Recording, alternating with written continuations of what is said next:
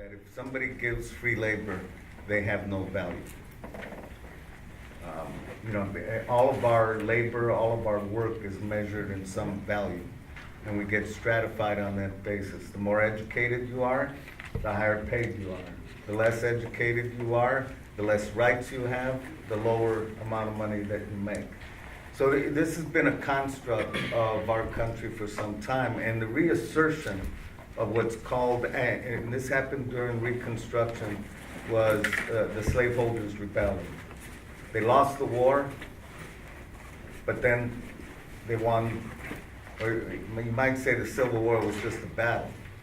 They lost that battle, but they won the war because they continued to construct it. I recently saw a documentary, Never Walk Alone, I think it's called, about a city in Florida, where students from that community participated in the struggle to integrate the swimming pools. They showed old documentary video of how they attempted to integrate the churches and got arrested, and the battles that took place. And then ultimately the national organizers of the civil rights movement went there, and it became a national issue. And they won that. The swimming pools were integrated, the churches were integrated, but then that African American community for the next 30, 40 years was isolated. They built roads around it. Right. It remained unincorporated, so it didn't get no tax revenue. So many of the people in that community, I think it's West Augustine, Florida, they live as they did 40 years ago. Very little running water, no plumbing, no city services, and the entire community was built around it and continued to develop. Well, that is the continued form of the slaveholders' rebellion. Is continually, even once we win the battles, when the national media goes away, then they come back down and crush whatever movement had begun to develop or whatever integration process could have taken place. So one thing we constantly see is the reassertion of the slaveholders' rebellion, and I believe we're seeing it today. And I think what we want to do is explore how some of the causes and how we need to deal with it.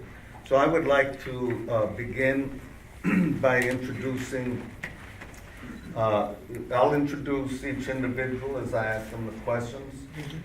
So I will start with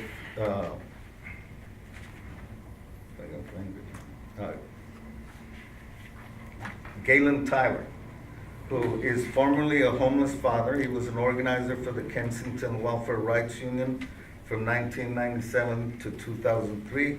He is a founding member of the Poor People's Economic Human Rights Campaign. He is part of its leadership body from 1999 to 2006. Galen sat as a board member on the Economic, Social, and Cultural Rights Network, of which he is also a founding member. In 2003, he became executive director of the Kensington Welfare Rights Union. He played a leadership role in Philadelphia Affordable Housing Coalition and the Campaign for Housing Justice. Galen still remains a low-income father, working with all sections of the population to put an end to homelessness and poverty. And Galen, the first question that we'd like to ask is, what are your thoughts on the Trayvon Martin issue? What can we learn from this situation, and what's next? Well, first of all, I'm glad everybody's here this afternoon, and I'm also glad to be on this panel today. What I feel about the Trayvon Martin situation, I think it's a tragedy, that's happening. Not just, that happened in Florida. I think it's happening, throughout the country, and it's like a lot of injustice, that are happening to families that are part of the African American community here. And one of the things that that I looked at it and I've seen is that it's been used as a major tool to pretty much to figure out how to divide family members, friends, from a different level, just based on an opinion that people are outraged on a daily basis when someone gets killed. And I think that just one happening one time, is something that should move people. but based on, the situation, trying to make it like a race issue versus to looking at the root causes of the problem, versus to like the class situation of Trayvon Martin and Zimmerman.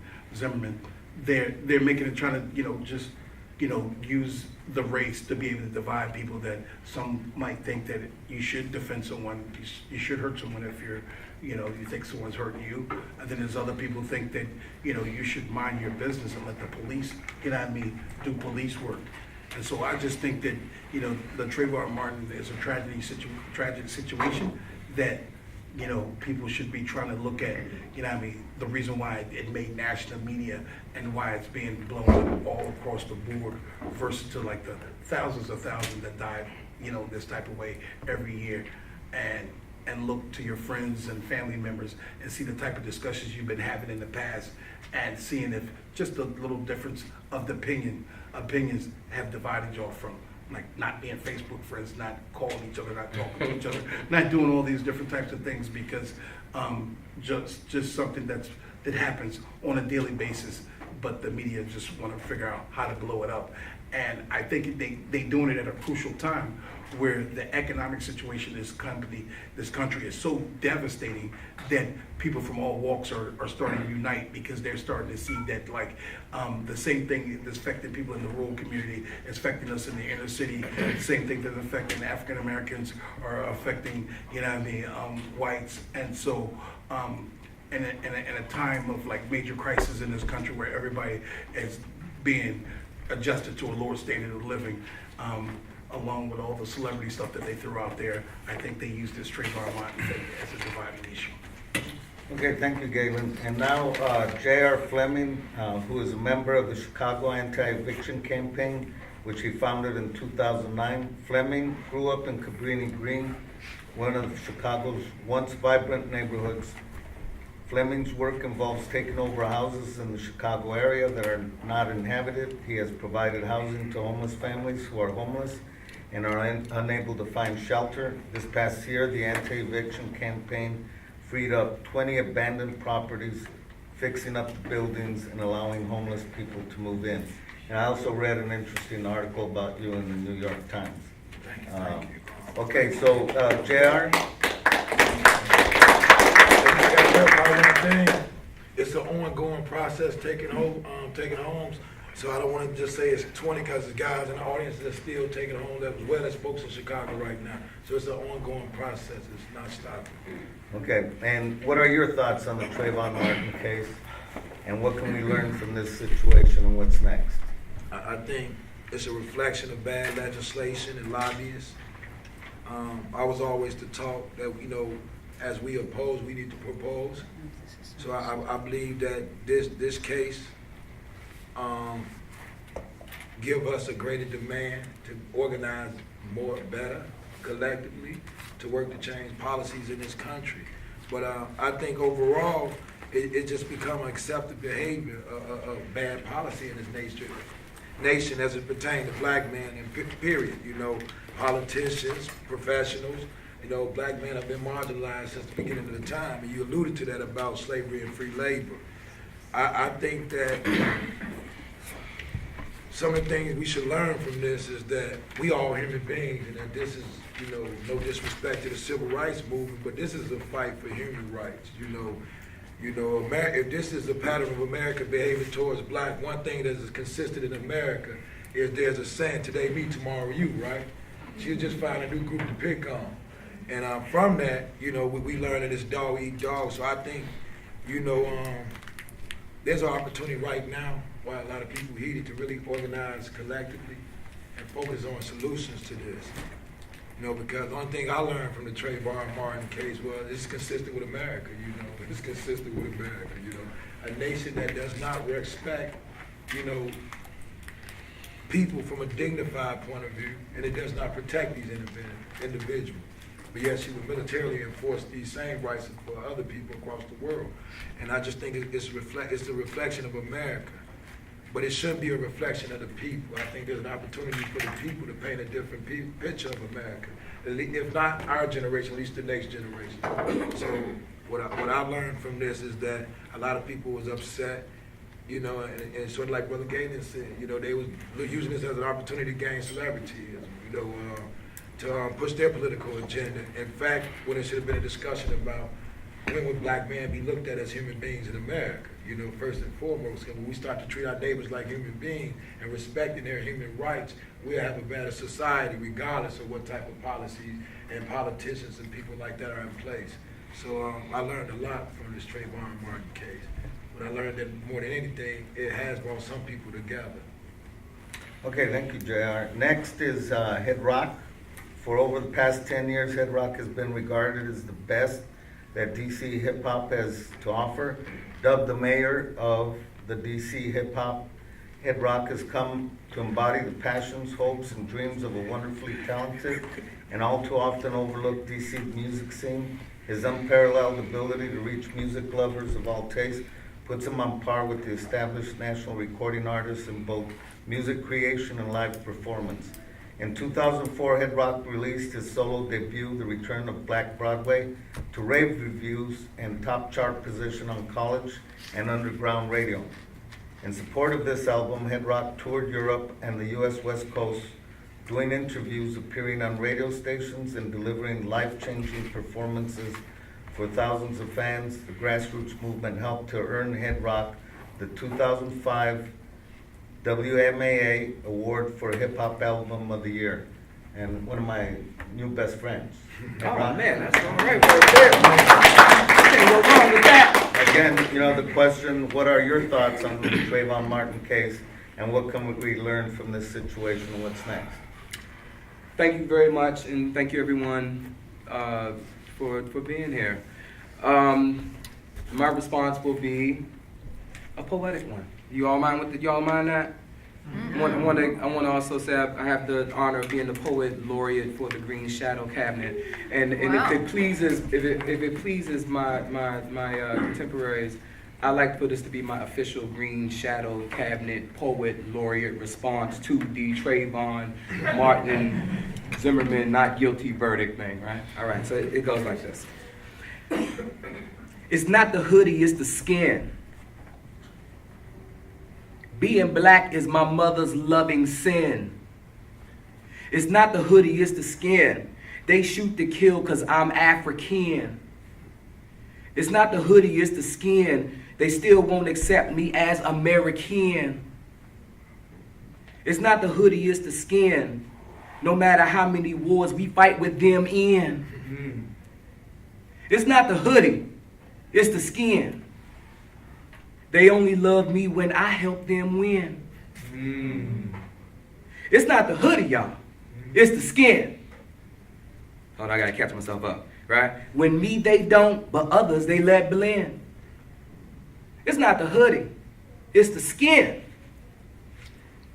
Be careful what you trying to transcend. It's not the hoodie, it's the skin. You acting like you need to be reminded again. That's my official response.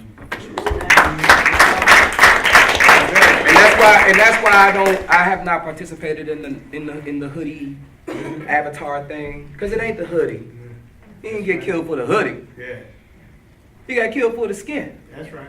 Right, so my opinion is we need to speak clearly about what's going on. We don't have to make up sophisticated explanations to spare folks' feelings, right? It's good that we get the feelings up. That's what we're going to come to have great conversations on, what we can do to keep pushing this country forward.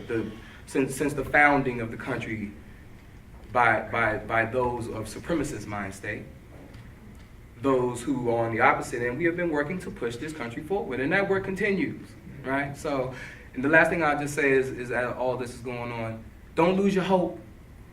Don't be cynical. This thing has been in play for hundreds of years. We all want a solution today. It ain't happening today. If you consider we at the apex of the tyranny, then we got and you believe in the laws of physics, they laws of physics, then you got at least 600 years to go before we get things back the way it need to be. So you play your part in your lifetime. That's what I do. That's what I encourage my folks to do. That's why I'm official. I'm done. Thank you.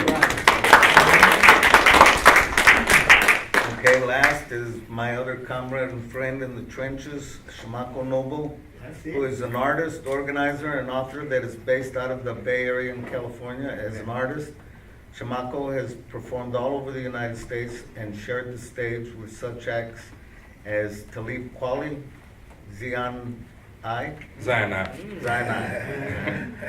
Jacka, One Below, and many others. He has participated in numerous local and national events, including Netroots Nation, the March for Our Lives in 2008 in St. Paul, Minnesota, the U.S. Social Forum, various truth commissions, and the U.S. Court of Women on Poverty in the U.S. In 2012, Shamako was the racial and social justice organizer for the Jill Stein, Sherry Hunkla campaign. As an activist and organizer, he is best known for his work with Hip Hop Congress.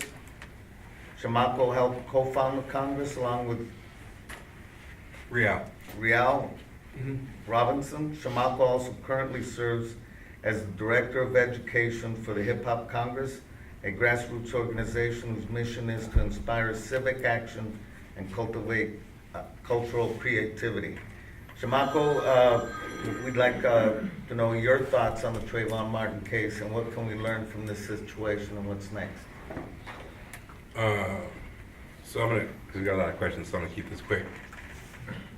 You can't undo 500 years of indoctrination overnight. So the reality is that in this country, black life does not matter. The important thing to learn from that is that the lesson is that this is not about black life. The reality is that in this country, life does not matter. This is not new information, but we discussed it on a national scale. And one of the things that we saw is that there's a gap in American consciousness. You know, some people refer to it as 2 Americas, but it's probably more like 10 or 15. Now, that gap can be closed. In fact, it's being closed by the economic situation that we're in. Or it can be opened. And it's being opened by the further indoctrination that's taking place by people who want to keep us stupid and divided. There was a national response on this. At the same time, there's a movie that came out called Fruitvale Station, documented the death of Oscar Grant. Oscar Grant was not a national story. I mean, some people knew about it, but a whole hell of a lot less than aware of Trayvon. And in fact, the movie dropped the same week that the verdict came.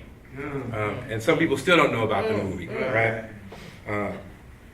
So I think, you know, some folks spoke to this, I think Galen specifically, you know, there are very particular reasons the conversation is framed as it is. And it's up to us to have the consciousness to know the difference. I guess the last thing I'll say is it's important to note some of the responses. Some people here might be aware of the Dream Defenders, and they're taking over the Capitol in Florida. The Dream Defenders are best known for their work in the immigration movement. And in a time and a place where we're often known as sticking in our silos, that's a significant point. But, you know, again, as was mentioned, that's a class formulation, right? It's not just as simple as black or brown unity. It's about the increasingly desperate objective situation we all find ourselves in and the 500 years of indoctrination we have to get over in order to deal with it. Thank you, Shamako.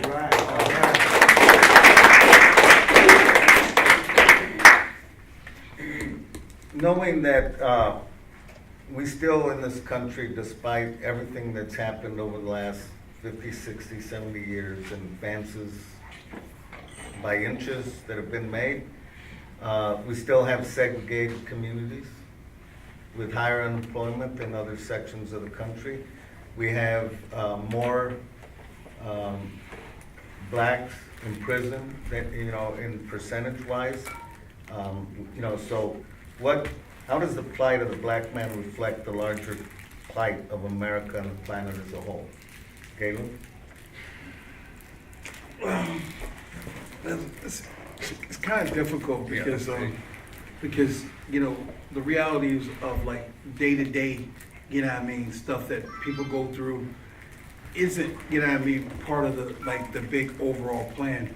Like the day-to-day stuff that African Americans go through are like leaves and branches, you know, but there's some roots, you know what I mean, to this problem that, you know, is based on, you know, like you were saying, development from civil rights, you know, I mean, being able to gain like civil rights, and that's like taking it from one step and, you know, trying to move it to the next step, because with civil rights, you know, people still, you know, with all those rights, people still didn't have like right to food, clothing, housing, healthcare, and stuff like that.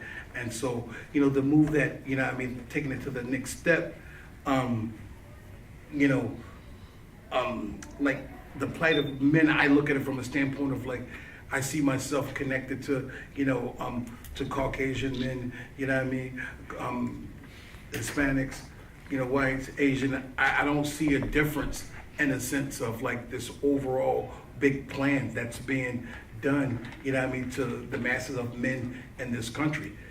So, blacks, you know what I mean, like I said, it's a lot of little stuff day to day that, you know, people think of a relationship like the profile and stuff like that. I think those are just all little different little tactics and stuff like that, you know, to make, you know, the frustrated person, to make a person want to act up and do something irrational just based on the irrational treatment that they're getting.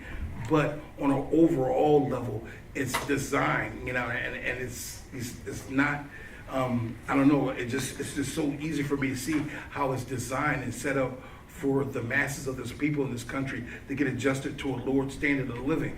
And so when you have, you know, night news at 6 o'clock and you see an African-American man or Hispanic man and they're talking about crimes and stuff like that, you know, it allows, you know what I mean, the majority of the people in this country are white. It allows a lot of them to stay asleep to the fact that, you know, what's happening on the reality in those neighborhoods and stuff. And in Kensington, North Philadelphia, we do reality tours, and we invite any and everybody from all around the country and around the world to come and go on these reality tours. And these reality tours wake people up, because, you know, the stuff when I get harassed and stuff like that, you know what I mean, I'm able to like to pass these lessons down to my kids and prepare them for like, yo, this is how they're gonna treat you in this situation and stuff like that. But with like Caucasian families, you know, their kids are the main ones that are stuck under the L's, that come down and buy the drugs and never go home, come from the suburbs, and they never leave like from under the L from buying drugs and stuff like that. And so by that not being shown on TV every night, they take away that opportunity from mothers and fathers to try to educate their kids about this, the masses of the people that are using drugs, not the ones that you just see on TV and how they shape your perception. It's like from pharmaceutical medication to, you know, like the street drugs and all. And so, you know, when I look at the larger plight, you know, I mean, African Americans in this country, I look at it the same way as the larger plight for white males in this country and what's needed for them. Because when you look at like the way the union jobs are being busted up, when you're looking at the way that like people that are getting foreclosed on a daily basis, you actually have to have a home to get foreclosed on, you know. So, you know, when they're talking about poor and homeless people and always talking about blacks living in public housing, getting Section 8 and stuff like that, so who are the people that are getting foreclosed on a regular basis? And so, like I said, I see the plight of, you know, the black man in America is the same as I see the white or Hispanic or Asian. Yeah, you know, one example, you know, like you got stop and frisk in New York, seatbelt laws. You got in Chicago, JR, there was a law where if any more than two people were standing on a corner. That's loitering, mob actions. Right. Trespassing. Now I live in an area of Chicago called Wicker Park, and I'm telling you, at night the whites are like a mob, right? Going from bar to bar and all that kind of stuff. But you know, they have stop and frisk, and they've got these other laws, and they're pretty widespread and innocuous.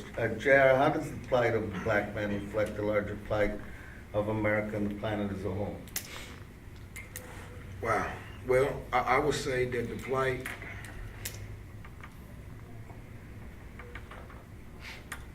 it paints a picture. I think the plight of the black man in America paints a picture, a true picture of America, right?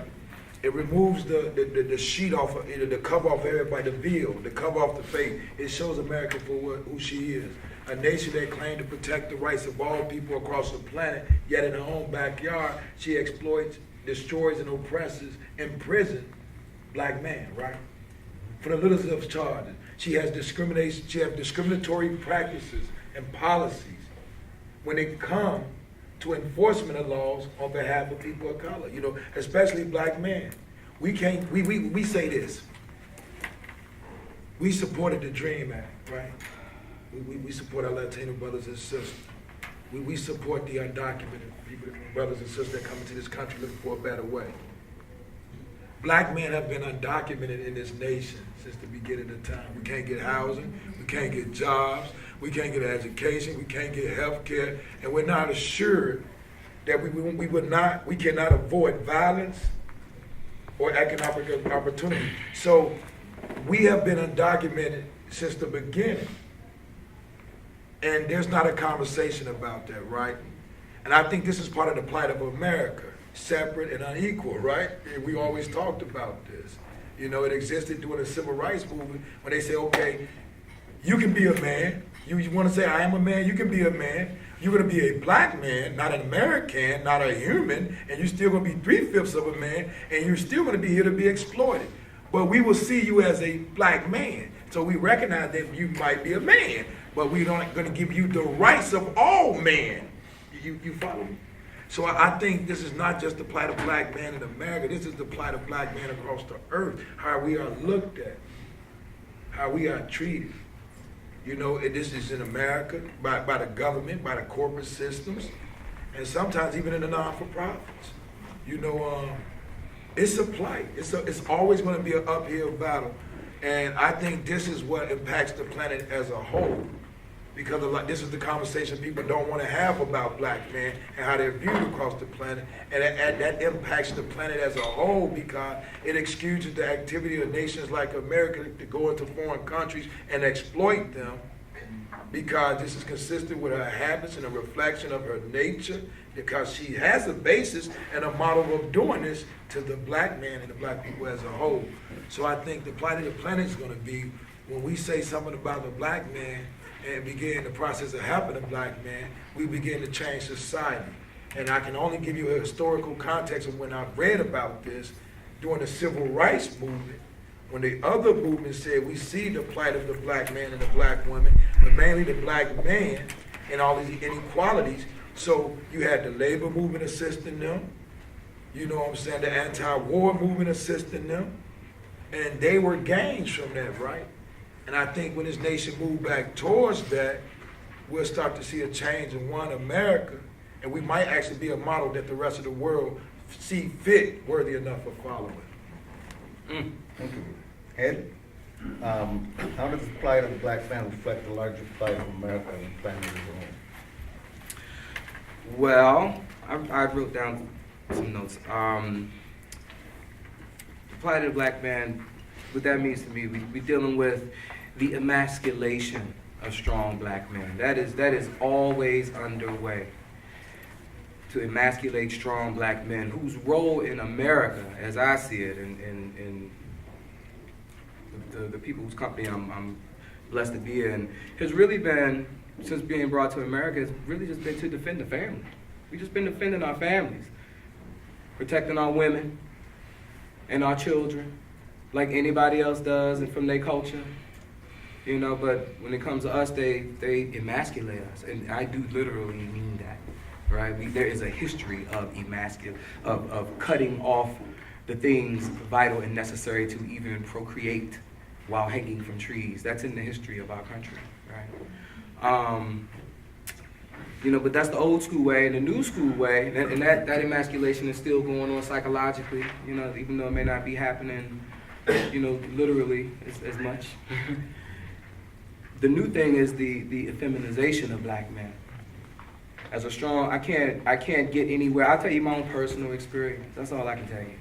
You know, even working in the movement, it goes across the conservative and progressive movements. It doesn't, for black men, I get to tell my opinion, right? It don't matter where I'm at. In the corporate world, even in this progressive movement. You know, I have some challenges within the movement because of how I am. I am a black man. I am an opinionated black man. I will tell you what I am thinking, right? And some folks have a problem with that because I don't do it a certain way. I don't defang myself. I've had some issues with that this year. you know. So, you know, that's part of it because it's seen as my mannerisms, even the way I talk with my hands and the way I move. I don't sit still and talk, y'all. I don't do the Ivy League thing. I don't think that's the ultimate premium on communication is to be sitting still. I would prefer there be some music playing right now, to be honest with you. It would make me more comfortable. I'm not comfortable in this quiet room right now. I'll tell you that. You know, I think the conversation flows better that way.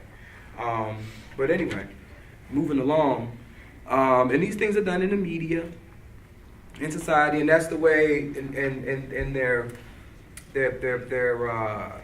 you know, they advertise, they propagandize away, and so it affects the whole of society, which says like, these are the type of black men that are okay, and these type of black men you stay away from. You could have a problem with them, right? And it's done as a way, to disenfranchise our viewpoints. They don't want to hear our opinion, right? I get that, you know. Don't, you know, he's great on stage. Don't sit next to him in the car. Don't ask him about what he think about A, B, C, D, E, F, and G. Because 9 times out of 10, it's going to be radically different from even what the movement prescribes. And I'll tell you why. Because as a black man in America, I'm from Washington, D.C., Chocolate City, nation's capital, most important place on this planet, in my opinion, for change to happen. Y'all want to make change happen in America? Come do it in D.C. That thing will reverberate around the world. Guaranteed, like everything out of D.C. does, right? Ain't no exception. And the reason why we ain't there is because it's black. Because it really involves helping black people. That's Chocolate City. That's why the movement ain't there in droves, is what I say. And I was explaining how I am. I'm a mama's boy. I'm not a man's man. I'm not the American man's man. I don't walk the streets to dominate the souls that I come in contact with. I hope you follow me where I'm going with this. My goal is not to intimidate you. I'm a lover, not a fighter, right? I was raised by strong black women in the absence of our fathers, right? Who for historical reasons, you know, genetic memory reasons, you know, weren't there.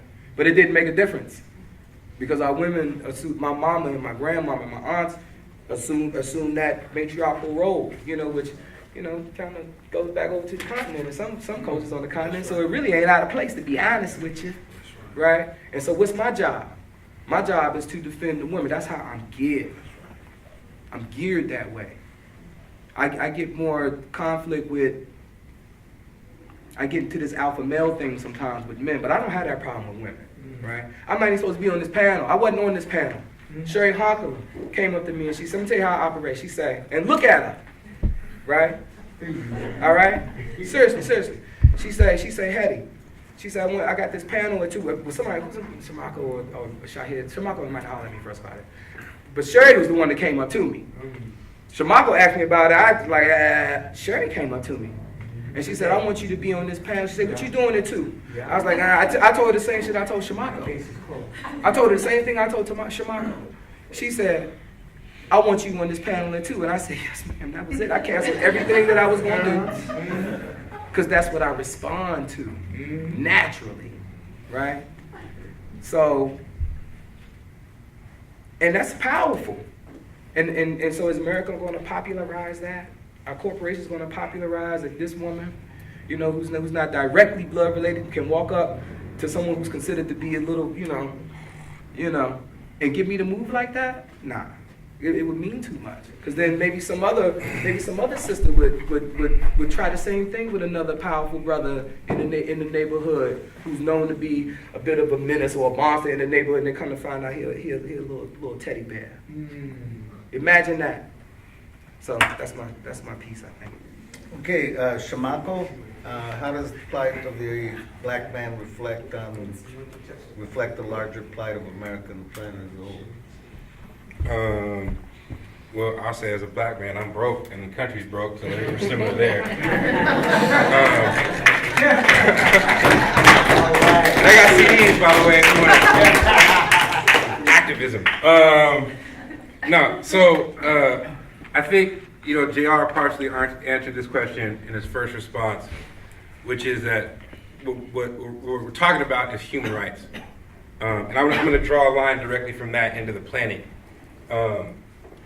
So, a couple things. One, there's certain ways that we remember Malcolm X and Martin Luther King, right? That are not actually accurate in general. Like some people who study understand better, but the way it's discussed in America is not accurate, right? So, for instance, when Malcolm X was assassinated, he was basically on Pan-Africanism and human rights. That's right. That's where he was. That's right. When Martin Luther King was assassinated, he was basically on poor people's movements and human rights. That's right. So even though they're remembered as civil rights activists, they had both landed at human rights by the time they were assassinated. Talk now. So we're going to start there, right? Talk now. Now, I think they both made reference to the fact that if one of us are free, then none of us are free. Now, that might just sound fluffy and good, but it's actually just logically accurate. It's just a logically accurate statement because it's a different way to look at it, right? Civil rights are what? Your rights as a citizen. So the first thing I want to state is, how's that going for everybody? You guys feeling these? I mean, we're at a democracy conference, so I take it it's going great, right? So when those are, and I just, you know, I just want to say I really appreciate everything everybody's contributed to this panel, and Sharon, I want to thank you for putting it together. Although Sherry gave the same reaction to me asking her to put Headrock on the panel that he gave to me asking, because we don't know how to see black leadership yet. You know what I'm saying? Just putting that out there, right? Even amongst ourselves. But you know, I just want to say, the fact of the matter is that if we look at it objectively, and this was, you know, again, this came up, we're not sure as a society if we ever got out of the habit of thinking of black people as property. Let's just say that, right? Okay. I mean, maybe we assume that we have, but the evidence doesn't show. Trayvon Martin doesn't state that we're out of that mentality, right? But even better, as I understand it, the entire purpose of the labor movement was to address the fact that everybody was in that situation, including 8-year-olds, including women. I mean, I think it was Sherry Mitchell, right, who earlier today at a panel with Jill and Sherry was talking about, well, I mean, the Native Americans were saying it for years, as, you know, toxic waste was being dumped on their reservation, right? And, you know, we've seen this over and over again. Crack, you know, with anything that doesn't show up in the mainstream conversation, it doesn't hit certain neighborhoods or communities, sometimes people are able to turn a blind eye, right? But Edward Snowden is not Puerto Rican. You know what I mean? And the NSA didn't just tap black neighborhoods, right? Now I want to talk about the planet for a moment. We have a phrase that we use in our society. We embrace it. It's called private property. At one point, black men were private property. They had to legislate that out of existence, kind of. Right? So, you know, I think the thing that's really powerful about Hetty's point, right, is that as black men in America, we cannot be intellectually honest and be compatible with this society. We cannot be honest about our history and our place in it right now and just go to work. You know what I'm saying? That wasn't work. You know what I'm saying? We're literally asked to deny the truth on a daily basis just to make other people feel better. And we're dying. No, I mean, seriously, we're dying. Like, we're dying, we're going to jail. Any number in America, any number, unemployment, disease statistics, any number you pick, we got you triple. Don't get scared now. You're passionate. Don't get scared now up here, all right? That's passion, all right? That's all right. But when it comes to the planet, right? Because this is where the conversation it's finding itself consolidating, right? And we're talking about economics and environmentalism in spaces where we didn't used to talk about them in the same place. And there's a really simple reason why. Because we still view the planet as property. Period. And everything we're doing around environmentalism, and it's important and it's powerful, but as long as it is unable to draw the connection between slavery and the exploitation of the planet and the Native American and the woman, not only is it inaccurate, but you're doing the movement a disservice. I'll stop there.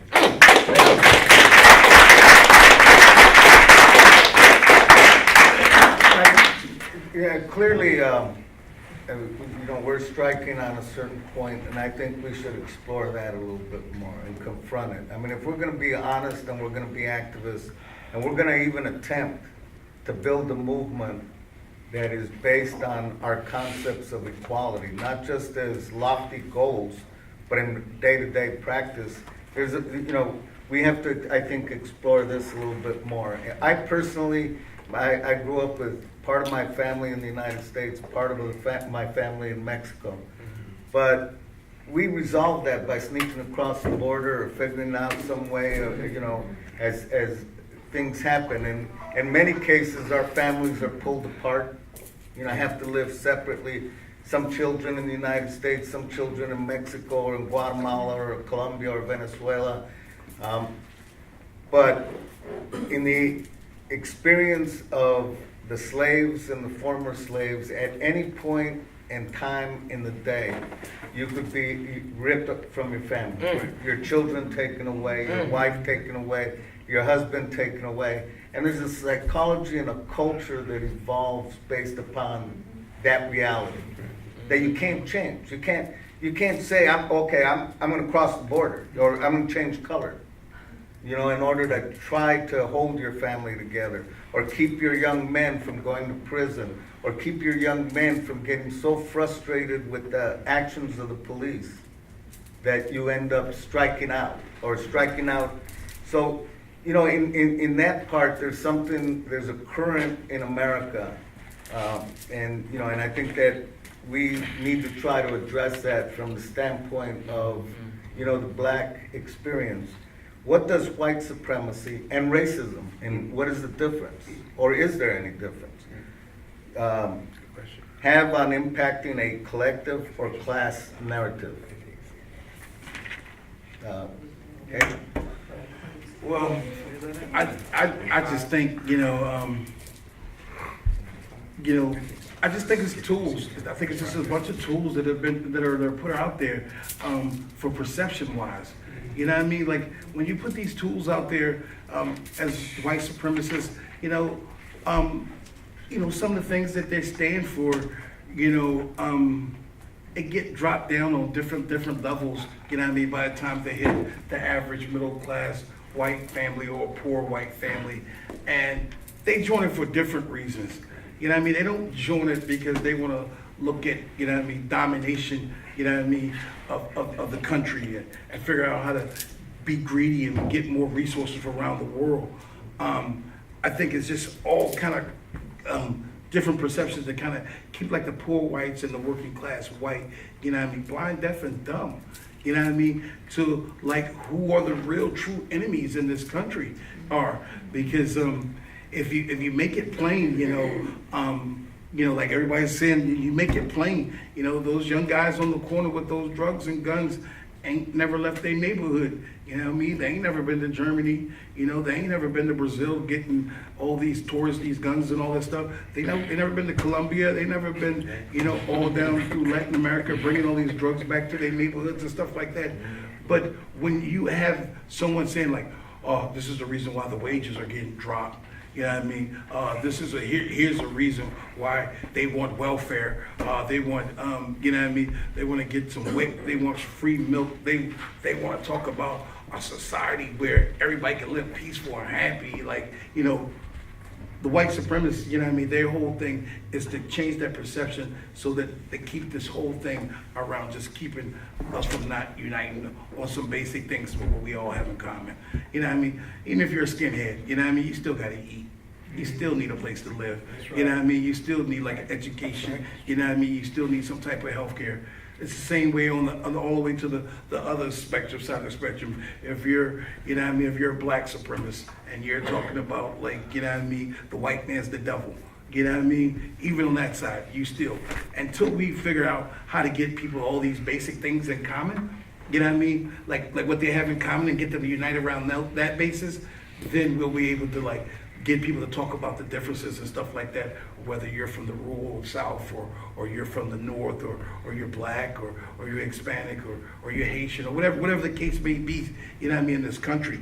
And so I think, the main overall goal of the white supremacists is to keep the whites blind, deaf, and dumb and make, you know what I mean, African America, just by being, like he said, just by being a man, you know what I mean, putting in irrational situations, sometimes you make irrational decisions. It's not necessarily, you know what I mean, you woke up this morning and you said, yo, I'm gonna get this 45, it's a Taurus. I don't know how I got in my neighborhood, but I so happen to have one because I paid some money for it. I'm gonna go out here and rob somebody because like I haven't had a job in the last 18 months, or some never in their life had a job, and figure out how I'm gonna get what they tell me is a good thing in this country to have. And that might be a pair of them new LeBrons, that might tell you that Maybach, it might tell you like, getting a nice house, all the different things that they keep trying to get you to think of being successful, allows, and it's not coming from poor whites. Poor whites ain't trying to get me by Jordans. You know what I mean? Poor middle class white working class people, they're not trying to figure out how to get me a gun in my hand and get me some product or some drugs or anything like that. That's coming from a real high elite group of people that are strategically thinking about how do we devastate communities, and particularly the African American community, because like I said, as long as they put it in the media and give you this perception that it's blacks and it's not whites, it keeps the whole white community devastated because they're defenseless. Because you know what I look at? And when I be in the neighborhood organizing, I watch all these young white kids up under the L, up under on drugs, you know what I mean? And, family members never see them again. And then when it hits home, that individual might talk about it. But if it never hits home, you're just waiting in line for it to hit home. And so the thing that, when I think, like when I look at it for the, white supremacists, I think, that should be like something on the minds of Caucasian Americans more than it is on blacks. Because blacks don't be defensive. We've been defending, we come from the bottom, as being slaves, when we're bringing it up, like it's been nothing to struggle. Like struggle's been something all day, every day. But the white privilege, that a lot of whites in America have, and those aren't gonna be there no more. And so they're the ones that need to be figuring out what are these different tools that the white supremacists are using. JR? What does supremacy have on impacting a collective or class narrative? Well, I'm from Chicago, so I think different. I travel the country. I've been to the South, but I'm from Chicago. I don't believe the president ain't got no supremacy over me or my people. Just the folks I rotate with, you disrespect to them. And my father to say, like, I don't believe in nobody that breathes certain things like I do. But they do have an impact, like Galen said, in the minds of other people. Because to me, supremacy is not just a thing about color. You know what I'm saying? It's always about a person in a position of power who can inflict some type of oppression on you, right? And then the behavior from that oppression usually justifies some type of vengeance. So when I hear white supremacy, it's more like what Galen was saying, right? The only way they can get to us by having dope in my community, guns in my community, having my people shoot each other. So that's what I think of white supremacy, is how they trick the mentality of my people who now are taking on behavior that was consistent with the Ku Klux Klan, right? So that's what I think of when I think of white supremacy. What type of behavior and impact they have had on society to allow dope and guns, which is not manufactured in my community, to come into my community. Right? Here you're looking at a broken, starving community, yet I'm looking at 13-year-old, 14-year-old, 15-year-old with handguns that cost $1,600. You see what I'm saying? And I'm going to talk, what type of impact does white supremacy have on a particular class? So I say, well, where might these white supremacists exist? So then I get to look at this oppressive law force, they're known as law enforcement, this body, these polices, right, who wear these certain cuts, have been militarily trained to hate not just my people or any people based off of mentality that they was impressed upon them, right? So where did these supremacists exist? I know they're on the police force. I see them behind these benches, 60, 70, 80-year-old man who went through the 60s, hating on black folks, still sitting on the bench to adjudicate law to me, my child. Where do these supremacists exist, and what type of impact does he has on a particular class? I say it's legislative, it's judicial, right? That's where white supremacy exists to me, right? And I said that they are nothing more than the fear promoters that gave you things like stand your ground, change the individual mentalities of people like George Zimmerman to think that there's a war in this community. Every time you see a black person who seems out of place, his mentality is triggered. I think that is where I see white supremacy having an impact on the mentality of the people, right? So they take on certain type of activity.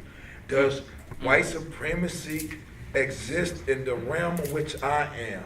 I don't see no color. I don't see white supremacy when I'm taking over a house, putting a homeless woman and a child there. All I see is physical structures and a need to feel a human need with a human right. I'm an enforcer of human rights, so I don't understand certain things as it comes to race, like when they say white supremacists. Well, these have existed. That's a system.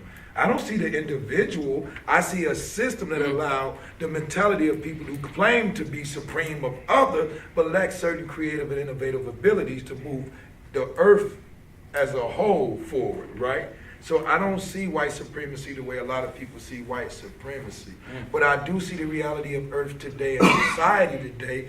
And since I'm a witness of that, I cannot tell a lie. When I heard stories, right, and we talked about this, Mark Galen, over the last 6-7 years, to where I'm from Chicago. Like everybody always tell me, that's a different place. Yes, it is. Yes, it is. It's a great place to see America through the eyes of the people, right? And see the people take on similar activity of America. It's a place to see how the people will incorporate the behavior of America. So when people say white supremacy, the impact it has on a class, I want to talk about a class. It's a class of young people of African descent, who have been told their whole life, you're not nothing, you're not going to ever be nothing. And I'm going to prove this by not allowing your mother to work, your father to work, take away your housing, take away your health care, take away your education. I'm going to do all of these things to you because this is white supremacy, and this is what they know it to be. But in that America, somebody's going to suffer. I say, when I started off today, me, tomorrow, you. We had a situation in Chicago when they said these groups of young black people are flash robbing. Or not flash mobbing, y'all heard what I said? Flash robbing. I say, I want to know, Sarge, Captain, Mr. Politician, the racial demographic in areas in which this crime is taking place. It's happening along the Magnificent Mile where there's known to be Eastern European or people of Caucasian descent. Shocking. So you say you got groups of black people going down into the Magnificent Mile robbing white folks. Well, I think they live in a white supremacy type world, and they're venting now. The young man is laughing because we mentored. I asked him, I need your help now. I need your help. You got young black kids organizing, text messaging. They believe the world is against them. And they're not saying the government don't like me. They're saying white America don't like me. Because they don't know white supremacy and the difference in white America. They think it's all one. When they see one white person, he's KKK. Because your education system had an impact on their mentality, and your education curriculum was constructed by supremacists who wanted to keep them dumbed down. Well, guess what, America? Malcolm said the chicken one day would come on the roost. Them chicken ass came on the roost. The kids are now acting out in violence. People say you pray for your people, you pray for America. Why? Because if they violent against each other, one day they're going to turn their violence on people they believe is responsible for this. And without a proper education of knowing that these people don't have a color, it's going to be white America that suffered. And those they think are white supremacists. And they think anybody with money is a supremacist, right? Because they're in a supreme power. And that's why they're doing flash rob and pointing and targeting particular racial groups. So I say I pray for our people and I pray for America. Because white supremacy ugly head worked. It changed the mentality of the young. Okay, there's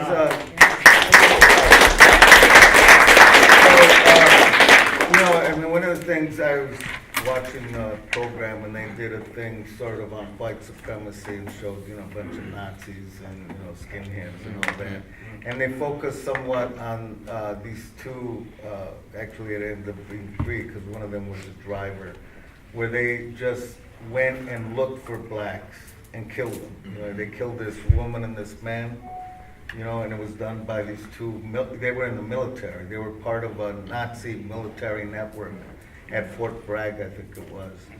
And, you know, on the one hand, you've got that. On the other hand, I think that if we would throw it up for a vote, say, and I don't want to pick on Boston, but, you know, they resisted integration of the schools, you know, heavily in Boston, or say in Mississippi, Alabama, where if you throw it up for a vote and let democracy rule, they would probably vote against integration in the schools, even today. They would vote for segregation. And there would be some of our progressives who would say, I'm in favor for equality, but I don't want them living in my neighborhood. You know, so, you know, there's a context for this thing that asserts itself all the time. On the one hand is white supremacy. So I want to continue with the question of what impact does white supremacy have on impacting a collective or class narrative? Eddie? Thank you. I'll try to be real quick. I just wrote a few things down. I think white supremacy in America is born out of the disenfranchisement of the Europeans who came here from Europe. And they're by being disenfranchised by their own people. And they came here and took this land, right? And that European culture, it sponsored the research and education. It sponsored the research and education of racism against Africans, right? White supremacy did that. And then it created a government that sponsored the education of racism against Africans. It sponsored, it financed this. These are the things that have been done with vehemence and with its full will, right, since the establishment of this country. This is what white supremacy is to me. Then it established laws of society to manage the racism within the population, right? We live under those laws today. That's our progressive fight, is trying to undo that, right? And I'll go once again and say we need to be a little bit more direct about it. We're a little too sophisticated. It's not that deep. It's not that deep, right? Then, what did it do? It enforced those laws, right? White supremacy does that today, right? The enforcement, the judicial system is the enforcement of white supremacy laws, right? Then, in enforcing it, it tries and convicts and imprisons people according to the laws that it established, right? And if there's one thing you know, I'd like to say about DC, right? So it's Chocolate City, right? Because it's majority black, right? That's what DC is, right? And of course, there's white folks. Used to be. Don't say that. Gentrification, man. Used to be.